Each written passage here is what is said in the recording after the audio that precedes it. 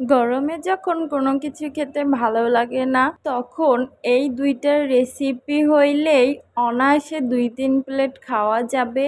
আর যারা খায় না সবজি বেশি তারাও অনেক মজা করে খাবে। হ্যালো এভরিওয়ান, আসসালামু আলাইকুম। কেমন আছেন সবাই? আশা করি সবাই অনেক ভালো আছেন। আমরাও আলহামদুলিল্লাহ অনেক ভালো আছি। প্রতিদিনের মতো চলে আসলাম একটি ডেইলি ব্লগ নিয়ে। এই তো আমি পুঁই শাক দিয়ে ডাল রান্না করব এবং মিষ্টি লাউ ভেজে ভর্তা করব। তো এই দুইটা রেসিপি যে এত মজাদার, তো আজকে আমি দুইটারই পুরো রেসিপি আপনাদের সাথে শেয়ার করব। একবার বাসায় বানিয়ে দেখবেন, খেয়ে অনেক মজাদার একটা খাবার। আর এই গরমের জন্য তো একদম পারফেক্ট রেসিপি। মসুরের ডাল দিয়ে পুঁই শাক রান্না করার জন্য আমি প্রথমে ডাল ধুয়ে আধা ঘন্টার জন্য রেখে দিয়েছিলাম পানিতে ভিজিয়ে, যেন তাড়াতাড়ি সিদ্ধ হয়ে যায়। আর এই দিকে আমি পেঁয়াজ মরিচ এবং রসুন তেলে একটু ভেজে নিয়ে একে একে সব মশলা দিয়ে দিব। লবণ, হলুদ, গুঁড়া মরিচ, ধনিয়া গুঁড়া এবং আদা রসুন বাটা দিয়ে কষায় নিব। কষানোর সময় একটু পানি দিয়ে দিব, না হলে পুড়ে যাবে মশলাগুলা। তো এইদিকে কষানো হচ্ছে, অন্য পাশে আমি এই তো ভাত রান্না করতেছি। ভাতও হওয়ার মধ্যে, ভাতও হয়ে যাবে এখন। তো এই তো আমার কষানো শেষ, এখন ডাল দিয়ে দিব। ডাল ভালোভাবে একটু কষাই নিব।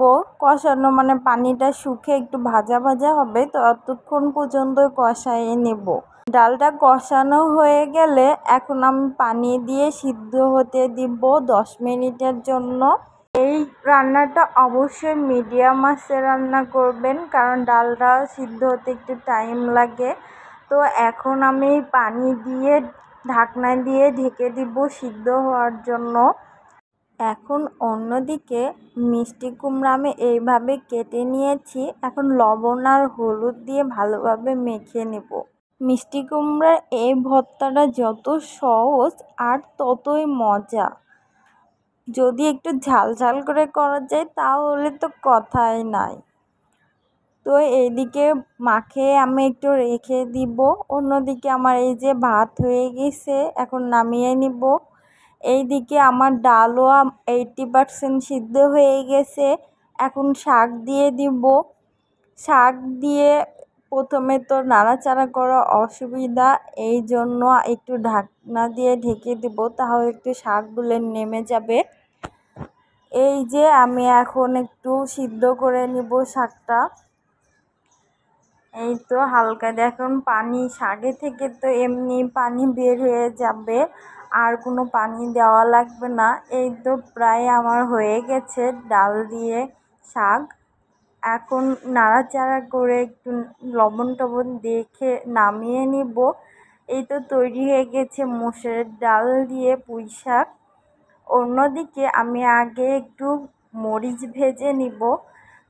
আমি আজকে ভর্তা করতে শুকনো মরিচ এবং কাঁচা মরিচ দুইটাই দিচ্ছি। আপনারা চাইলে শুধু শুকনো মরিচ দিয়ে অথবা শুধু কাঁচা মরিচ দিয়েই ভর্তাটা করে নিতে পারবেন।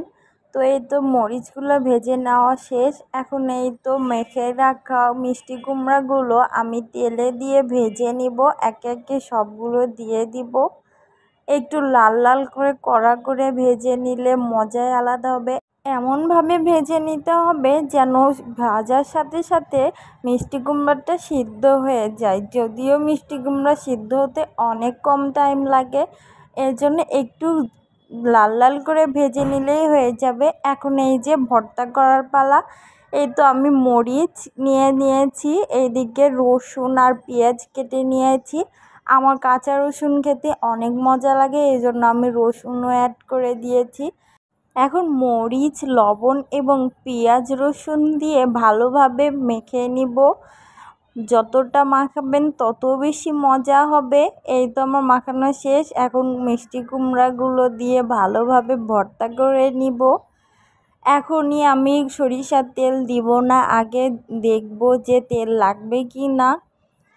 কারণ আমি যে তেলে ভেজে নিয়েছি তেল অত বেশি লাগে না। এই তো সবগুলো মাখিয়ে নিচ্ছি। এখন একটু সামান্য পরিমাণে তেল দিয়ে দিলাম, যেহেতু আমি একা একা এক হাতে ভর্তা করতেছি, এক হাতে ভিডিও করতেছি, এই জন্য তেল দেওয়া দেখাতে পারলাম না। সামান্য পরিমাণ তেল দিলেই হবে। এত মজার দুইটা রেসিপি, খেলে তো মন প্রাণ দুইটাই খুশি। এই দুইটা রেসিপি বাসায় ট্রাই করে অবশ্যই জানাবেন কেমন লেগেছে। ভিডিওটি এখানেই শেষ করছি। আল্লাহ হাফেজ।